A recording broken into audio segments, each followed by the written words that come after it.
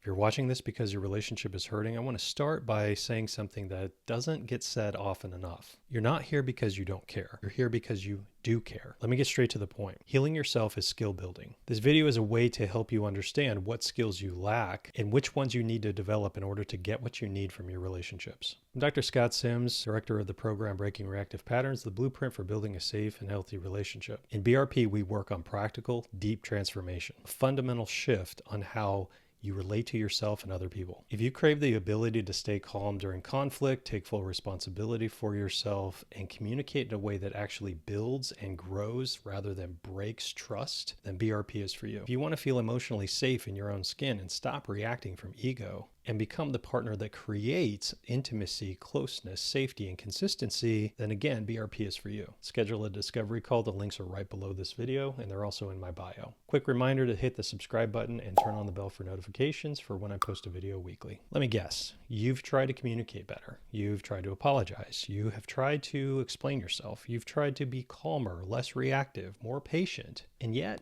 something just keeps going wrong. The same arguments, the same distance, the same moment when you realize I just did it again and I'm making it worse. It's not because there's something inherently wrong with you. No, quite the opposite. You're not broken. You're not a failure. You're not a fuck up.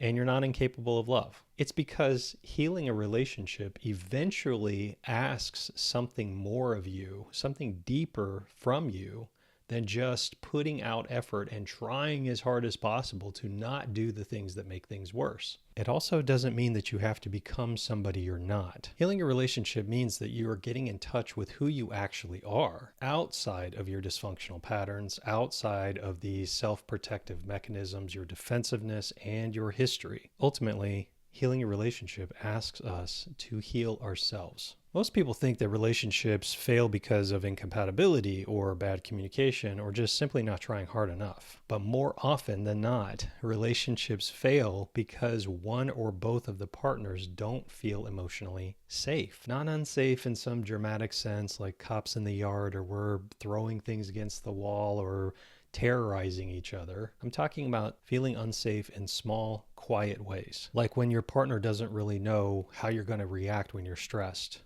When they feel like they have to walk on eggshells, when they feel that they're bracing for your defensiveness, shutdown, or escalation. And here's the part that's hard to hear, but it's also freeing. Being emotionally unsafe with your partner usually isn't intentional. It's unhealed pain showing up when you're under pressure and stress. Being safe to love does not mean that you never get triggered. It also doesn't mean that you're endlessly calm or emotionally perfect or always in some state of zen or bliss. It means that when things get hard, you're vigilant about your responsibility for keeping the relationship free from pain and fear. That means you can stay present rather than shutting down or avoiding. You take responsibility for your behavior without collapsing into shame or having a pity party for yourself, which is manipulating your partner into feeling sorry for you, even though you're the one that is causing the pain or the problem. You have no need to dominate, blame, or withdraw to feel powerful or to keep your ego in check. You allow information in from your partner and consider their perspective, opinions, and feelings. You repair when you cause harm. You stay connected to the fact that your partner is your teammate, not your opponent. You validate the pain that your partner feels with empathy, and you work hard to understand how your behavior affects them. And you connect to the wisdom of your healthy adult who is calling to you to become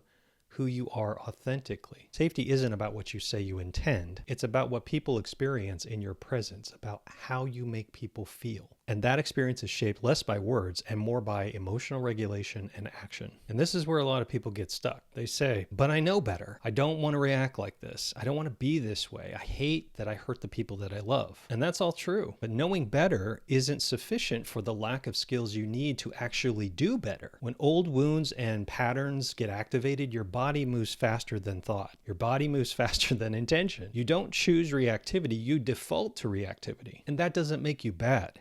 It just means that your nervous system is trying to protect you in the only way it knows how. So healing yourself isn't about fixing your partner or your relationship. Healing is about waking up, moving from an unconscious mind to a conscious one. This means becoming aware of yourself, your experiences and how they shaped you, your dysfunctional beliefs and thoughts, reactivity and patterns that are sabotaging you and what you want. A lot of people make the mistake of white knuckling it, which is working to suppress your reactions. Healing yourself isn't about suppressing, it's about transforming, which is actually a process of letting go. It's about learning the skills to stay in discomfort instead of shutting down or trying to dominate it or trying to avoid it. It's about noticing the surge of fear and anger and shame and not immediately acting it out. It's about observing yourself and becoming curious about that part of you that learned to function this way. Because at one time, most of your reactivity made sense. It protected you from something, but it just doesn't work anymore in adult intimacy and in adult connection. When you heal those patterns internally, something shifts naturally. Pause instead of escalating. You speak from honesty instead of defense. You learn to appreciate vulnerability rather than defend against it. And your relationship naturally starts to shift and change, not because you're forcing it, but because it's transforming, because you are changing. Let's not confuse shame with responsibility. A lot of people confuse healing with shame. When they hear things like, you need to heal yourself, they translate it in their minds as, this is all my fault,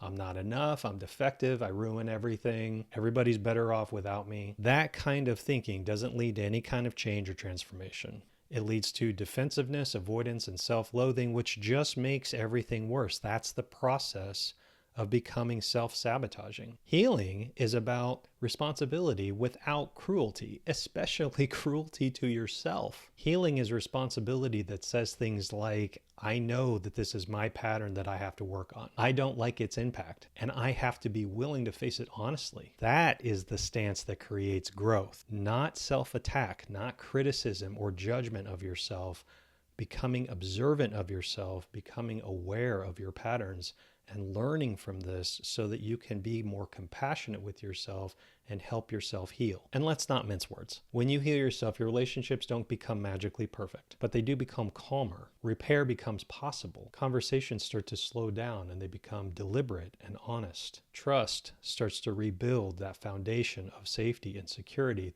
not through promises, but through consistency of action. You feel a much stronger sense of self-respect, less regret because you're not acting out, less dread after conflict, and the people you love start to feel something subtle but profound. They don't have to protect themselves from you anymore. When this happens, the foundation of safety and security becomes established, and love and connection can grow. If your relationship is asking more of you right now, it doesn't mean you failed. It may mean that you've reached a place where growth has to come from the inside out. Your goal is to become your authentic self, integrated with what love is requiring of you. And when you're looking to your past, you're looking to your past as a way to learn. This is your history. It explains to you where you've been and how you've become the way that you are. So in BRP, we use our history as a way to explain, not to blame. We're also looking back at it as a way to understand our triggers, our patterns, so that we can build the skills around them to take precaution and to do better in the future. When you're authentic, you understand that you're flawed and you can't be perfect. The difference between defensiveness and authenticity is that defensive people don't own their flaws. They defend against them. Authentic people own their flaws and the damages that their flaws create in other people. But that takes courage, and you have to find the courage to be willing to heal those parts of yourself that learn these dysfunctional patterns. Because the more you heal yourself, the safer that love becomes for you and for the people who care about you. If you're interested in breaking reactive patterns, the blueprint for building a safe and healthy relationship, click the link below to schedule a discovery call with me, or you can find the links in my bio. As always, thank you so much for watching.